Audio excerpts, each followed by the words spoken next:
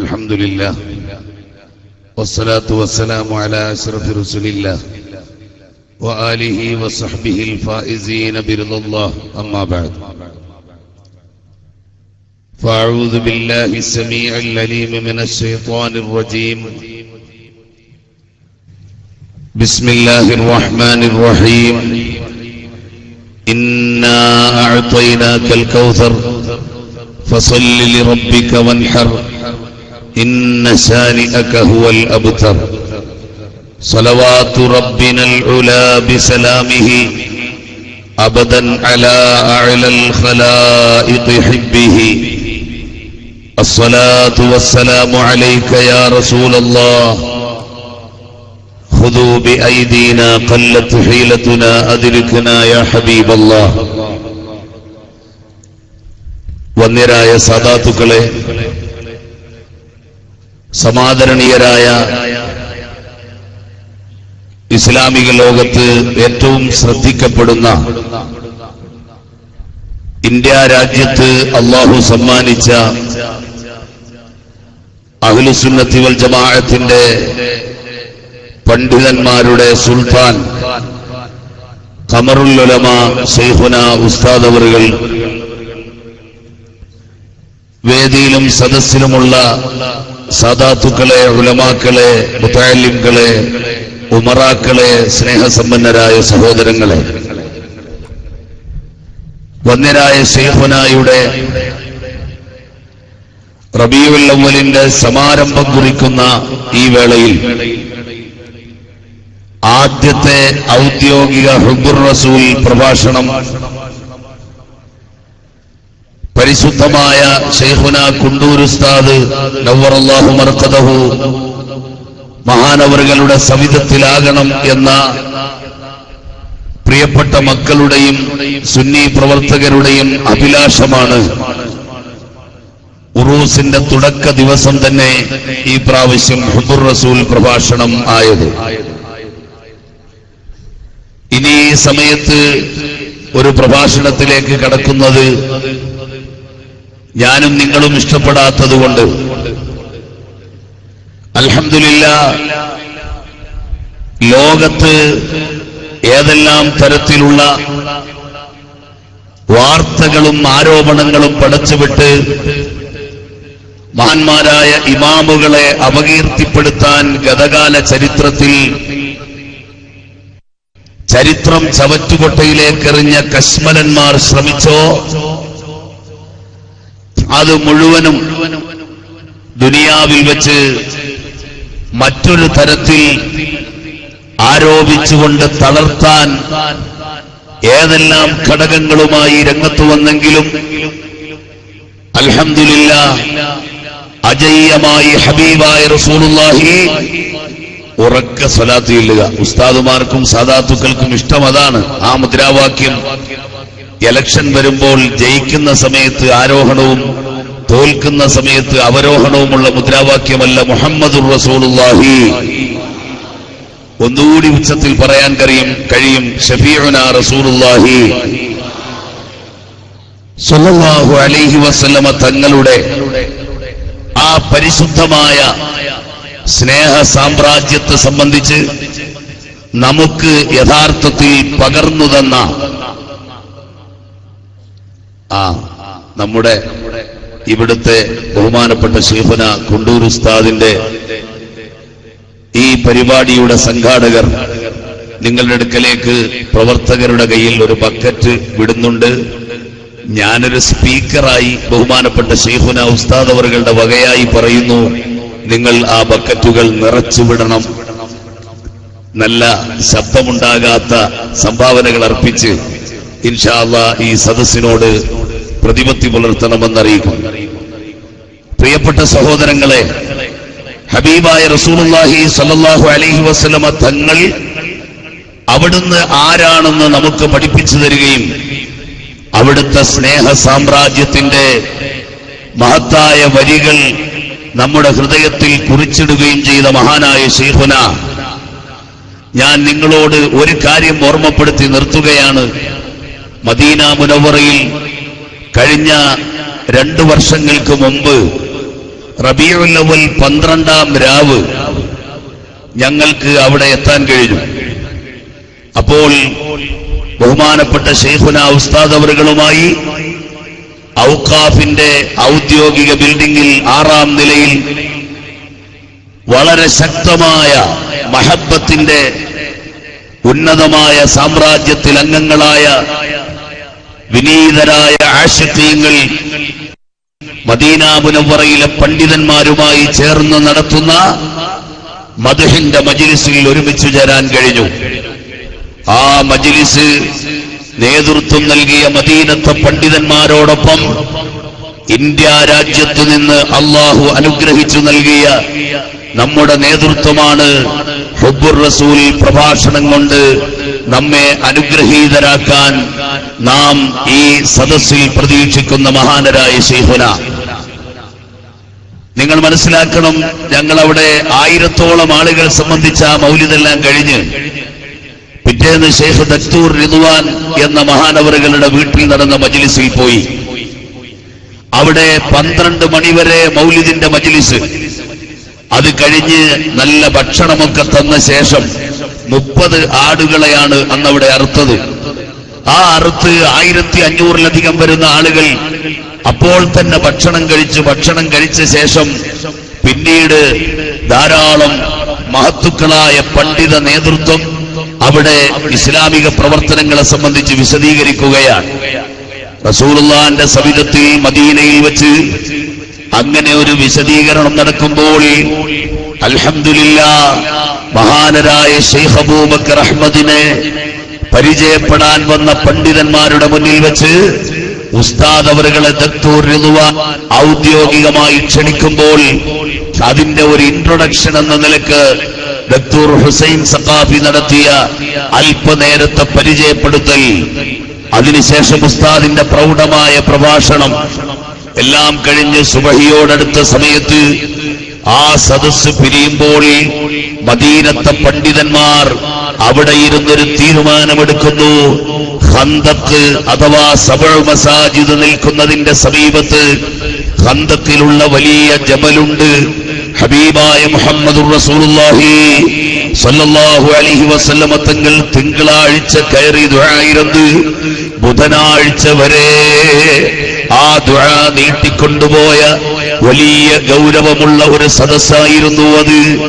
അങ്ങനെ ഖന്ദഖിന്റെ പോർക്കളത്തിൽ വളരെ ത്യാഗസുരഭിലമായ ചരിത്രം സൃഷ്ടിച്ച നിമിഷം, അതെല്ലാം കൂടി വളരെയധികം പ്രോജ്വലിച്ച് നിൽക്കുന്ന സബഉ മസാജിദൊക്കെ നിൽക്കുന്നതിന്റെ അടുത്തുള്ള മലയുടെ മറുഭാഗത്ത് ഒരുപാട് കാലമായി തകർന്നടിഞ്ഞു കിടന്ന ഒരു പള്ളി, പുന്നാര റസൂലുള്ളാഹി തങ്ങളുടെ അവിടുത്തെ 6 ദിവസത്തെ താമസം കൊണ്ട് അനുഗ്രഹീതമായ മസ്ജിദ്, അത് പുനർനിർമ്മിച്ച മൈമനി കുടുംബം ആ പള്ളിയുടെ ഉദ്ഘാടന കർമ്മത്തിന് 2000-ലധികം പള്ളികൾ നിർമ്മിക്കാൻ എല്ലാവിധ കാർമ്മികത്വവും നേതൃത്വവും നൽകിയ മഹാനായ ശൈഖ് അബൂബക്കർ അഹ്മദിനെ തെരഞ്ഞെടുക്കാമെന്ന് തീരുമാനിക്കുകയും ആ പള്ളിയുടെ ഉദ്ഘാടന കർമ്മം നിർവഹിച്ചു കൊടുക്കുകയും ചെയ്ത ആ ഭാഗ്യം ലഭിച്ച നേതാവാണ് നമ്മുടെ നേതാവ്. പ്രിയപ്പെട്ട സഹോദരങ്ങളെ, ഇപ്പോൾ അതിനേക്കാൾ എത്രയോ അധികം പള്ളികൾ വീണ്ടും ഉസ്താദ് കാരണത്താൽ ഉസ്താദിന്റെ നേതൃത്വത്തിൽ പണിതു കഴിഞ്ഞു. അപ്പോഴും ഏതെങ്കിലും രീതിയിൽ അതിന്റെ ഒക്കെ കണക്കുകൾ ഹാജരാക്കണമെന്ന് പറഞ്ഞ് സമൂഹത്തിൽ എളിഭ്യരാകുന്ന ഒരു വിഭാഗം ആളുകളുണ്ട്. ഞാൻ അതിലേക്ക് ഇപ്പൊ പോകുന്നില്ല. ഏതായിരുന്നാലും ഞങ്ങൾ അത് കഴിഞ്ഞ് മദീനത്തെ റെയിൽവേ സ്റ്റേഷൻ വരുന്നതിന്റെ തൊട്ടു ഫ്രണ്ടിലെ വലിയ പുതിയ ഒരു മ്യൂസിയത്തിൽ കയറി. അവിടെ വലിയ വിസിറ്റേഴ്സ് ബുക്ക് 3-4 പേര് കൂടി ഇങ്ങനെ പേജ് മറിച്ചു കൊടുത്തിട്ട് ശൈഖ് അബൂബക്കർ അഹ്മദിന്റെ ഒരൊപ്പ് മദീനത്തെ പണ്ഡിതന്മാർക്ക് ആ മ്യൂസിയത്തിന്റെ മെസ്സേജ് ബുക്കിൽ വേണം, വിസിറ്റേഴ്സ് രജിസ്റ്ററിൽ വേണം. പ്രിയപ്പെട്ട സഹോദരങ്ങളെ, അത് വിട്ടുകൊടുത്തു.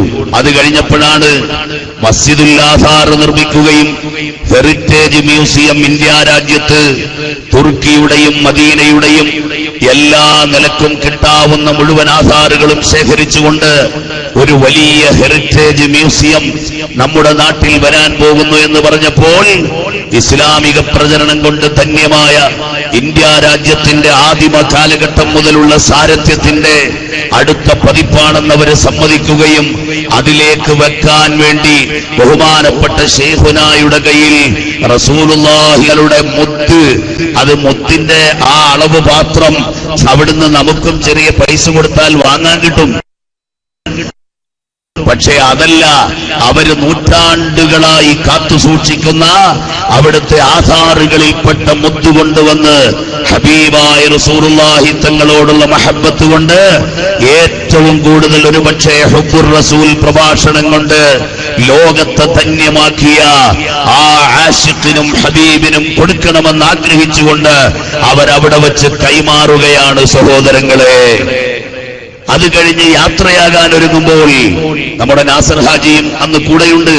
യാത്രയാകാൻ ഒരുങ്ങുമ്പോൾ വലിയൊരു ഹദിയ കൊടുക്കുന്നു. പുന്നാർ റസൂലുള്ളാഹിന്റെ അൽ ഖബറു ശരീഫിന് പുറത്ത് വളരെയധികം ഔദ്യോഗികമായി അവിടുത്തെ പ്രത്യേകമായ ഖാദിമീങ്ങൾ എടുത്തുകൊണ്ടുവന്ന ആ ഖബറിനോട് ചേർന്ന് കിടക്കുന്ന ആദരണീയമായ പൊടി, അതിന് യഥാർത്ഥത്തിൽ ആ പൊടി എന്ന നിലക്ക് കാണാൻ പാടില്ല.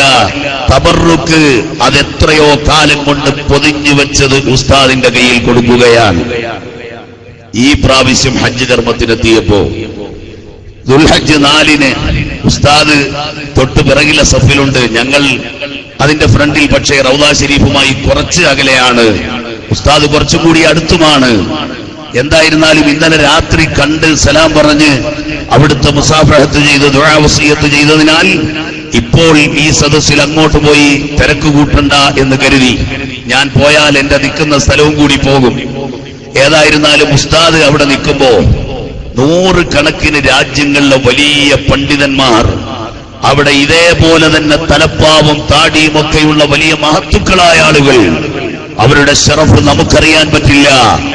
അങ്ങനത്തെ ധാരാളം ആളുകൾ നിൽക്കുമ്പോൾ ക്ലീനിങ്ങിന്റെ സെക്ഷനിൽ വന്ന ആളുകൾ, കൂടെ വന്ന മുദീർ ഉസ്താദിനോട് മാത്രം പറയുന്നത് പോലെ ആ ഷെയ്ഖ് ഇങ്ങോട്ട് മാറി നിൽക്കണമെന്ന് പറഞ്ഞ് ഉസ്താദ് കർട്ടനകത്തുമായി, ഞങ്ങൾ പുറത്തുമായി. അതായത് ഒരു ക്രോസിന് കെട്ടിയിട്ട് പിന്നെ തിരക്ക് മാറുമ്പോ ഇങ്ങോട്ട് വിടാൻ വേണ്ടി നോക്കുമ്പോൾ ഉസ്താദ് വെളിയിലാകേണ്ടതാണ്. പക്ഷേ ഉസ്താദിനെ മാത്രം അങ്ങോട്ട് വിളിക്കുന്നു. ആ കൂട്ടത്തിൽ 3-4 പേരും തിരക്കുകൊണ്ട് അങ്ങോട്ട് കയറി. സുബഹി നിസ്കാരം കഴിഞ്ഞ് ഞങ്ങൾ റൗദ ശരീഫിന്റെ വാതിലിൽ നിന്ന് പുറത്തേക്ക് ഇറങ്ങാൻ പോകുമ്പോൾ മസ്ജിദുൻ നബവിയിലെ മുഅദ്ദിൻ അതാ കയ്യിൽ പിടിച്ചുകൊണ്ടുവരുന്നു ഉസ്താദിനെ. ആ സമയത്ത് പോലീസിന്റെ സെക്യൂരിറ്റിയുമായി വരുമ്പോൾ വാതിലെത്തിയപ്പോ ഉസ്താദ് പതുക്കെ എന്നോട് പറഞ്ഞു, മോനെ കൂടിക്കോ, ഇതിവിടുത്തെ മുഅദ്ദിനാണ് എന്ന് പറഞ്ഞു. അപ്പൊ എനിക്കും അറിയാമായിരുന്നു മർക്കസ് സമ്മേളനത്തിൽ വന്ന അതിഥിയായതുകൊണ്ട്. അങ്ങനെ ഞങ്ങൾ ഉസ്താദ് കൂടിക്കോന്ന് ആ സന്തോഷത്തിൽ കൂടി അകത്തേക്ക് ചെന്നു. ഇമാമിന്റെ റൂമിലെത്തി.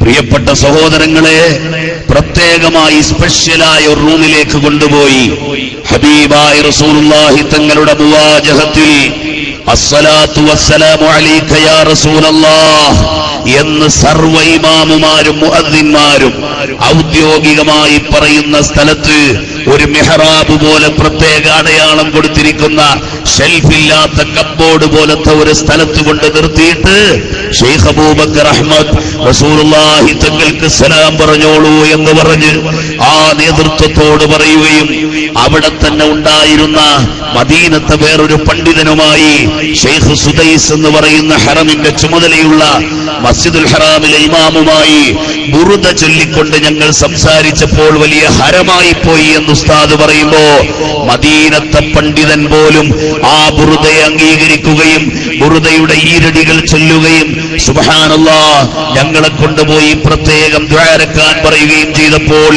ഉസ്താദ് അവർകൾ പറഞ്ഞു, ഫാത്തിഹയും സൂറത്തുൽ ഇഖ്ലാസും മുഅവ്വദത്തൈനിയും ഓതിയിട്ട് നിങ്ങൾ തന്നെ ദുആരക്കണം, റസൂലുള്ളാഹിന്റെ ജിവാറിലുള്ളയാളല്ലേ. ആ മഹാനുഭാവൻ അല്ലാഹുമ്മ സ്വല്ലി സ്വലാത്തൻ കാമില വസല്ലിം സലാമൻ താമ്മൻ അലാ സയ്യിദിനാ മുഹമ്മദില്ലദീ തൻഹല്ലു ബിഹിൽ ഉഖദ് വതൻഫരിജു ബിഹിൽ ഖുറബ് എന്ന് പറഞ്ഞിട്ട് ആ സ്വലാത്ത് അങ്ങ് തുടങ്ങി. സഹോദരങ്ങളെ, ഉസ്താദും കൂടി സദസ്സിലുണ്ട്. എന്റെ രോമം എഴുന്നേൽക്കുകയാണ്. ഞാൻ എന്തിനു പറഞ്ഞു എന്ന് ചോദിച്ചാൽ, ഈ സ്വലാത്ത് ചൊല്ലി ദ്വാരുന്നതിന് ശേഷം ഉസ്താദിനോട് സലാം പറയൂ എന്ന് പറഞ്ഞിട്ട് അവിടെ പ്രത്യേകം ബറക്കത്തിന് വെച്ചിരുന്ന തമറ് ഈത്തപ്പഴമെടുത്ത് ഞങ്ങൾക്ക് വിതരണം ചെയ്യുമ്പോൾ ഉസ്താദിന് ഒരെണ്ണം കൊടുക്കാൻ നേരം ഉസ്താദ് പറഞ്ഞു 3 എണ്ണം വേണം. ഉടനെ അദ്ദേഹം പറഞ്ഞു ശൈഖിന് 7 എണ്ണം തരും. അങ്ങനെയൊക്കെ തന്ന് ഞങ്ങളെ സന്തോഷിപ്പിച്ചു വിട്ട സുന്നത്ത് ജമാഅത്തിന്റെ കട്ടിയായ ആ മഹാനുഭാവൻ അവര് പറഞ്ഞു, ഇവിടെ നിന്ന മുഴുവൻ ഇമാമുമാരും, നീണാൾ വാഴിട്ടുള്ള എല്ലാ ഇമാമുമാരും ഇവിടെ സലാം പറഞ്ഞ് അനുമതി ചോദിക്കാതെ മുസല്ലയിലേക്ക് പോയിട്ടില്ല. മുഅദ്ദിൻ ആ അദാൻ കൊടുക്കുന്ന സത്ഹിലേക്ക് പോയിട്ടില്ല. സഹോദരങ്ങളെ, ആ ദുആയിരുന്ന മഹാനെ കുറിച്ച് ഒരു സീഡി മെനഞ്ഞാന്ന് വണ്ടിയിലിട്ടപ്പോൾ മർക്കസ് സമ്മേളനത്തിന് ഇലാഹകർത്തി പറഞ്ഞില്ല, കേട്ടില്ലേ സഹോദരങ്ങളെ? കാരണം ഇവര് പോകുമ്പോൾ അവിടെ പൈസ കിട്ടാൻ വേണ്ടി മസ്ജിദുൻ നബവിയിലെ മുഅദ്ദിനും മസ്ജിദ് ഖുബായിലെ ഇമാമുമാണ് കഴിഞ്ഞ പ്രാവശ്യം മർക്കസ് സമ്മേളനത്തിന് വന്നത്. 2 വഹാബികളാ എന്ന് പറഞ്ഞിട്ട് വളരെ ഗുരുത്തക്കേട് വാങ്ങിയ ഒരു ചങ്ങാതി അങ്ങനെ ഒരു വർത്തമാനം പറയുന്നത് കേട്ടപ്പോൾ എന്റെ കൽബ് പൊട്ടിപ്പോയി. കാരണം ഞാൻ ഈ ദുൽഹജ്ജ് 4-ന് നേരെ ദൃസാക്ഷിയായ സംഭവത്തിൽ നമ്മളെക്കാളും എത്രയോ വലിയ സുന്നി സ്പിരിറ്റോടെ പുന്നാര റസൂലുള്ളാഹിന്റെ കാൽക്കൽ കയറി നിന്ന് വാങ്ക് വിളിക്കാൻ കഴിയുന്നല്ലോ എന്ന് ചിന്തിച്ച മഹാനുഭാവനായ മസ്ജിദുൻ നബവിയിലെ മുഅദ്ദിനായ പണ്ഡിതനെ കുറിച്ച് പോലും ഒരു ദലീലുമില്ലാതെ ഇത്തരത്തിലുള്ള ശക്തമായ എന്താണ് അതിനെക്കുറിച്ച് പറയേണ്ടത്, അതിന് മലയാള ഡിക്ഷണറിയിൽ മാന്യമായ വാക്കില്ലാത്ത നമ്മുടെ പ്ലാറ്റ്ഫോമിൽ നിന്നുകൊണ്ട് ഞാൻ അതിലേക്ക് പോകുന്നില്ല. ആ തരത്തിലുള്ള ശുദ്ധ നുണ പ്രചരിപ്പിക്കുമ്പോൾ ഇല്ല, അഹ്ലുസുന്നത്തി വൽ ജമാഅത്തിന്റെ പടയണി ഇവിടെ വ്യവസ്ഥാപിതമായ സംഘടനാ സംവിധാനത്തിന്റെ മഹത്തായ തണലിൽ നിന്നുകൊണ്ട് ശൈഖുന താജുൽ ഉലമ ഉള്ളാള് തങ്ങളുടെയും ശൈഖുന ഖമറുൽ ഉലമ കാന്തപുരം ഉസ്താദിന്റെയും മഹാനായ പൊന്മള ഉസ്താദിന്റെയും അതുപോലെ പേരോട് അബ്ദുറഹ്മാൻ സഖാഫിയുടെയും അതുപോലെ മറ്റ് സംഘടനാ സംവിധാനങ്ങളിലെ ബഹുമാനപ്പെട്ട സയ്യിദ് ഇബ്രാഹിം ഖലീൽ ബുഖാരി തങ്ങള്, അതുപോലെ SSFന്റെ നേതൃത്വം, ഇങ്ങനെ തുടങ്ങിയ ആ മഹത്തായ നേതൃനിരക്ക് പിന്നിലായി അഹ്ലുസുന്നത്തി വൽ ജമാഅത്തിന്റെ പ്രവർത്തനം ശത്രുക്കളുടെ ഓരിയിടൽ കാരണം അതിശക്തമായി മുന്നോട്ട് പോകുന്നു.